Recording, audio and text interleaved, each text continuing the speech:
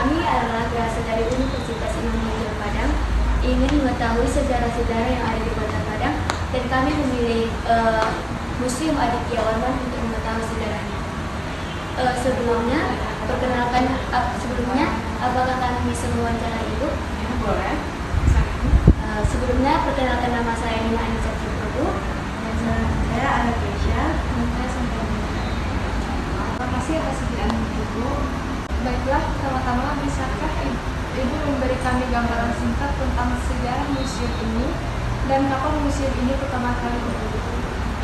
Baik, Museum Aditya Warman ini dibangun pada tahun 1974 sampai dengan 1975. Jadi proses pembangunannya itu kira-kira 1 tahun dan diresmikan pada tanggal 16 Maret 1977 oleh Menteri Pendidikan dan Kebudayaan saat itu, yaitu Bapak Profesor Syarif Hayek. Nah, awal pembangunan Museum Aditya Warman ini sendiri awalnya gubernur pada tahun 1977 waktu itu ya, Gubernur Sumatera Barat, beliau ingin membangunkan sebuah cagar budaya di Kota Padang ini. Namun di Kementerian Pendidikan dan Kebudayaan saat itu disetujui untuk dibangunkan museum. Nah, jadi awal museum ini dibangun memang adalah bangunannya itu adalah untuk museum. Nah, seperti itu. Nah, Museum Aditya Warman ini sendiri berbentuk rumah tradisional atau rumah bagonjong ya, dengan tipe gajah mengarah.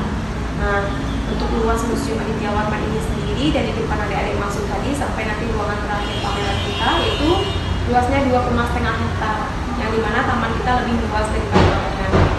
Nah, di depan taman kita sendiri, di depan rumah gadang atau museum itu ada 2 monumen pahlawan tanpa nama dan tugu kemerdekaan. Ini sama-sama dibangun pada tahun 1950, di mana monumen pahlawan tanpa nama ini sebagai apresiasi terhadap pahlawan yang telah gugur namun namanya tidak terdaftar di nama pahlawan. Sedangkan tugu kemerdekaan ini sebelumnya ada tugu tersebut ada namanya Monumen Michel. Monumen Michel ini adalah monumen yang dibangun oleh Ratu Belanda sebagai apresiasi terhadap Jenderal Michel yang telah mampu menaklukkan Kota Padang khususnya. Nah, ketika Jepang masuk, dihancurkan oleh Jepang karena Jepang tidak ingin adanya peninggalan dari Belanda. Untuk seperti besi-besinya sendiri dibawa oleh Jepang ke negaranya sebagai bahan, salah satunya bahan untuk pembuatan senjata-senjata seperti itu. Nah, museum ini sendiri diberi nama Aditya Warman sebagai apresiasi terhadap Raja Minangkabau atau Raja Malayupura pada abad ke-14, yang dimana pusat pemerintahannya itu di Istana Pagaluang. Kan itu tadi sejarahnya. Jadi apa saja koleksi yang Nah, untuk koleksi yang ada di Museum Aditya Warman ini kita ada 10 jenis ya. Yang pertama arkeologika, itu jenisnya seperti fosil-fosil manusia purba. Nah, sebelumnya Museum Aditya Warman ini museum umum, jadi koleksi kita umum, tidak hanya tentang Minangkabau aja, dari luar juga ada seperti fosil tersebut. Yang kedua ada etnografika, itu seperti pakaian dan perhiasan ya kelengkapannya. Yang ketiga ada biologika, hewan-hewan yang dilindungi di Indonesia. Yang keempat ada filologika, itu seperti naskah baik undang-undang Minangkabau, Al-Quran ya, Al-Manabuat. Lalu yang kelima koleksi kita tentang historika, itu tentang senjata-senjata. Yang keenam ada keramologika, keramik asing yang berasal dari Jepang, Cina, Eropa. Lalu yang ketujuh ada seni rupa, ya itu seperti lukisan. Lalu ada numismatika dan heraldika, itu seperti stempel dan mata uang.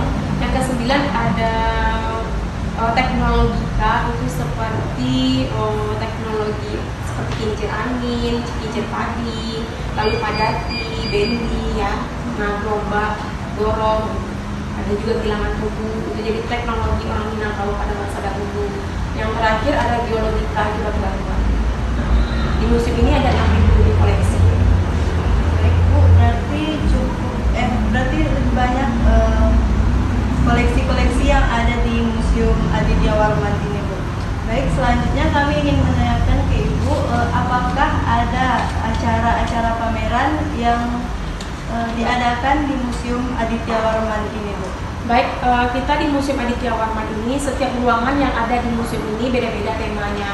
Untuk di lantai 2 rumah gadang ini, temanya itu tentang sejarah dan kebudayaan Minangkabau. Nanti di bawah temanya itu tentang 10 jenis, itu ruang kasana.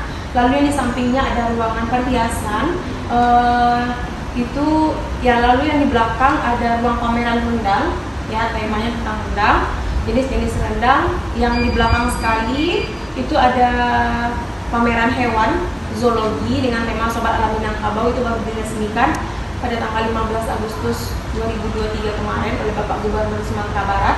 Dan yang terakhir ada ruang pameran Session Technology Center atau ruang pameran IPTEK. Jadi di Museum Aditya Warman ini ada 2 pameran. Yang pertama pameran tetap, itu usianya seperti yang di atas ini tetap ya, ditukar lagi itu di antara kisaran 3-5 tahun. Bu, selanjutnya kami ingin menanyakan berapa pengunjung yang mendatangi museum ini per harinya? Biasanya di hari Selasa sampai hari Sabtu itu kebanyakan kunjungan edukasi. Kebetulan sekarang ini lagi anak-anak lagi sekolah ya, ujian.